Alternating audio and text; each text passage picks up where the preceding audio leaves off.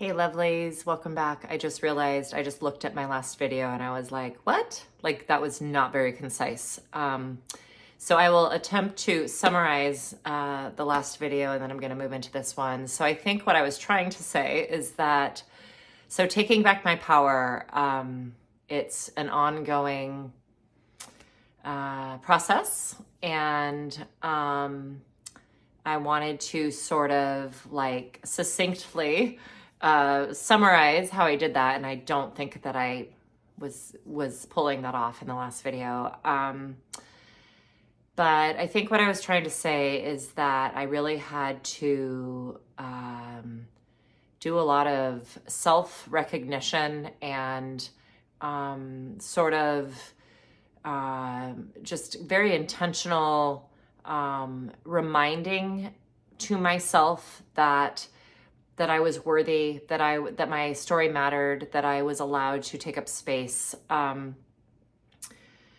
So when I say that we can choose where we put our attention and our intention, I think this is a perfect example. Like I put my intention there. That's where I put my intention. And I still do, but especially in the beginning, I was like, so just constantly having to like navigate this like total shitstorm, and I had to constantly talk myself down from the ledge of where I could have gone. Where I could have gone, I had to be like, nope, you are not going there. You matter. You are worthy. Your voice matters. I believe you. I love you. So it was a lot of self-talk. So I guess if I had to summarize, it was a lot of positive affirmations, a lot of like treating myself like my own daughter. Yeah, that's it. Treating myself like my own little girl, the way that I would talk to my little daughter if she was hurting, if she was feeling gaslit after she'd been assaulted and then she was criminalized and she was being confronted with this horrific situation. I would constantly be telling her, sweetheart, I believe you. I love you. You didn't deserve this. You are strong. You are important. I've got your back.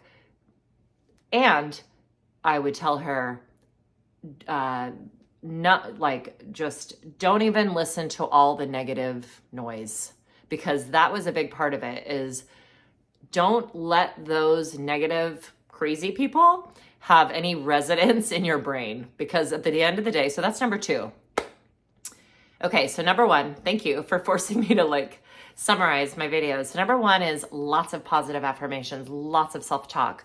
Treat yourself like your own little girl, your own little boy, whatever you need to do to be able to wrap your brain around that you need to be mothered. You need to be mothered. You need to be cared for. You need to be seen. You need to be met. You need space to be held for you. You need to be loved unconditionally. Do that for yourself. Number 2 was I needed to choose where I put my energy, where I put my attention, where what I chose to let in to my brain. Basically, I became the gatekeeper. And I still do this. I still practice this. This is an ongoing practice. I am the gatekeeper of what comes in now. I am the only person, I am the only one that can monitor the in and out. And when I realized that, that was such a huge, like just huge relief, basically. And I practice it still every day, and I am human, as we all are, and it's not a perfect score. Like I have days where I'm like, I sucked today. It was like 3 out of 10. 7 times I like let shit in that I shouldn't have. But for the most part, I would say that I am getting better. I'm trending in the right direction. And that's the thing, is all of these things that I'm talking about here, these are all practices, okay? And practices are called practices for a reason, because you need to practice them. You don't just learn them and put them on a shelf.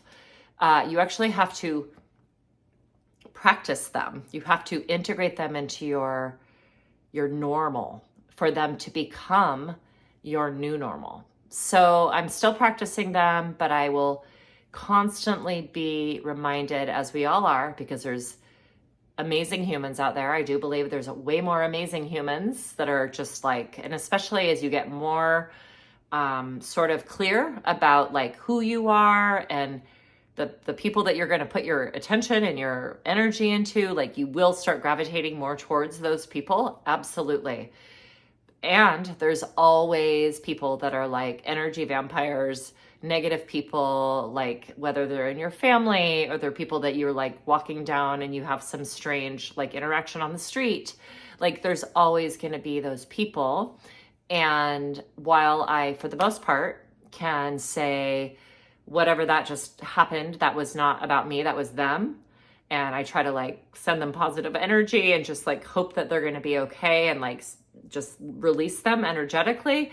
I also sometimes have to just not let them in. I have to sometimes be like, you do you, and good luck with that. And I'm not letting you in. So there was a lot of that for me in the last couple of years, 2.5, 3 years, with this experience of just learning that what happened to me was the event itself was so horrific, and the aftermath, all the things that happened, there was so much collateral damage that I had to deal with, and still stuff comes at me, but I got better and better and better, more skilled, more honed, more astute at recognizing that I could choose to either let that in or not. And if I did, it was going to cause me way more harm, way more trauma, way more energy depletion than if I could see it for what it is. Yes, feel my feelings, because that's also one of my lifelines. We must feel our feelings. I'm not saying do a spiritual bypass and like don't feel anything, not at all. We can absolutely feel our feelings, and we can not be a slave to them. We can choose to not be a slave to them. We can choose to not be at the mercy of our feelings. We can feel them and we can let them go. Just like clouds in the sky. You just observe them, you feel them, you see them for what they are. They are transient, they are moving, they are dynamic, they never stay the same.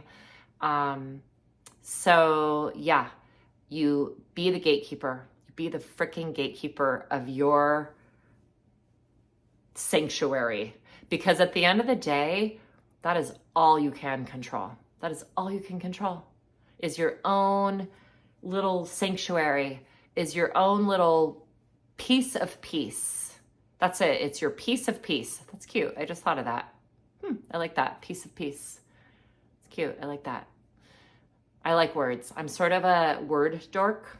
And I get really excited when like something comes to me and I'm like, oh my God, that should be a hat, or that should be like a t-shirt, or anyway. So yeah, what did I just say?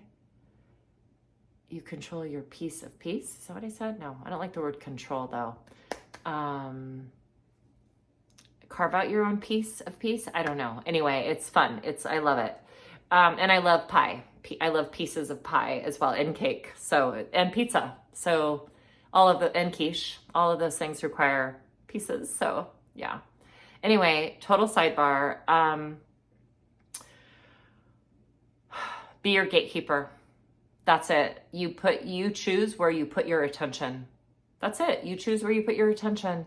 God, I wish I'd learned that when I was in my 20s. You know, like I said in the last video, better late than never. Okay, so I got to that kind of quick. It's under 10 minutes, so I'm going to jump into another thing. So number one, soothe yourself, talk to yourself, treat yourself like your inner little girl, your inner little boy. Treat yourself like you would your child or your best friend. Number two, be your own gatekeeper. Number three, let's see, what's number three?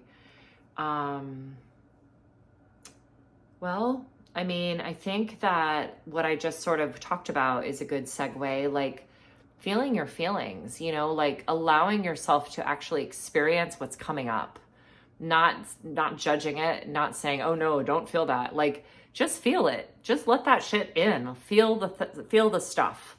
And I don't mean feel it in your brain, like feel it like, oh, I'm feeling anxious because I had a big test today, or I'm feeling anxious because I have to go to court tomorrow.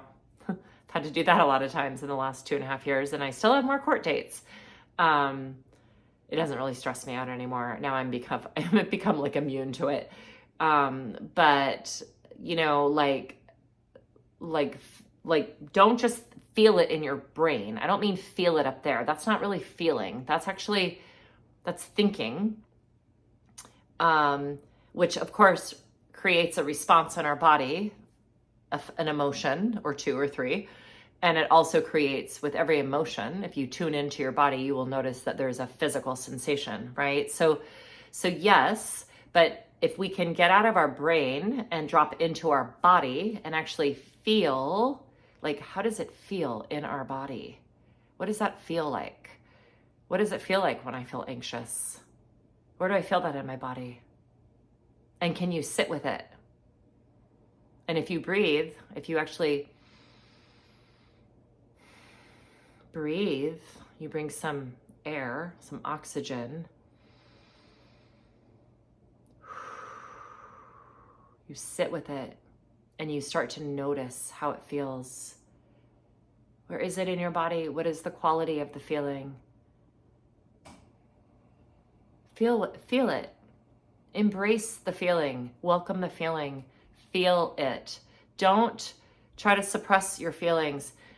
Feelings are called feelings for a reason. I always tell my kids that. Feelings are named feelings because you're supposed to feel them. You're supposed to feel them. The only way through is through. You have to feel to heal. Okay? So I know these are all like silly little things, but it's the truth. It's the truth. You must feel what comes up. You have to experience it. And again, you don't have to be hijacked by it. You don't have to like become a slave to it and become controlled by it. You can witness it. You can see it for what it is. It's a feeling. It's going to come, it's going to go, it's going to change, it's going to dissipate. But when you feel it, when you allow it to actually be met and acknowledged, that's where the healing is. That's where you go through it and then you can release it and be done. And I'm not saying you feel it once and it's gone. Maybe you feel it 1,000 times. It depends on what it is. You feel it as many times as it comes up, but you don't resist it. You feel it. So that's huge. Feel your feelings. Okay, how much time are we at? We're at 12. We're under 13 minutes. I'm going to talk about something else. Let's see. I'm just going through my lifelines, you guys. I'm realizing that my lifelines were all about just taking my power back. So another one is, I call it bend. It means move. It means move your body. So exercise to me is huge. Moving our bodies. It's like you must move your body. You need to move your body to feel your body. You need to, no one needs to do anything. Sorry, I'm not going to say you need to. I need to move my body regularly, daily, multiple times a day to just be in my body, to connect with my body, which is, yes, it's just a body. It's just part of our, like, the way that we are in this world. I get that. However, that is our like vehicle that we go through life with. And our bodies are the way that we get to interface with the world, right? And when we move our bodies, we produce, endorphins. We sweat, we detoxify, we breathe differently. Our brain changes, our brain waves change, our chemistry changes. Like, moving our body is so important to basic mental health, basic stability. I was going to say like stable like frame to start from. It is so imperative. So bend. So whether it's schlepping your garbage cans down my crazy ass super steep driveway, which I'll be doing soon. Oh my gosh, I love the light. So cool. Or it's, I swim, I jog a little, not much anymore because I'm getting to be like sciatica, like aging girl. I swim, I do yoga, I walk my dogs a lot. I just move my body. And some days it's 15 minutes only. Other days it's an hour. I don't go crazy. I'm not like a crazy workout person by any means, but move your body, get your sweat on. It is imperative. So imperative. Okay, I'm gonna stop there. We're at 15 minutes and 19 seconds and counting. And I have to go pee. And I'll see you guys soon in the next video. I'm gonna talk about other ways to take your power back. And if you're still here, oh my goodness, thank you so much for lending me your attention and your time. And I am truly honored. And yeah, anyway, I'll see you guys soon in the next video.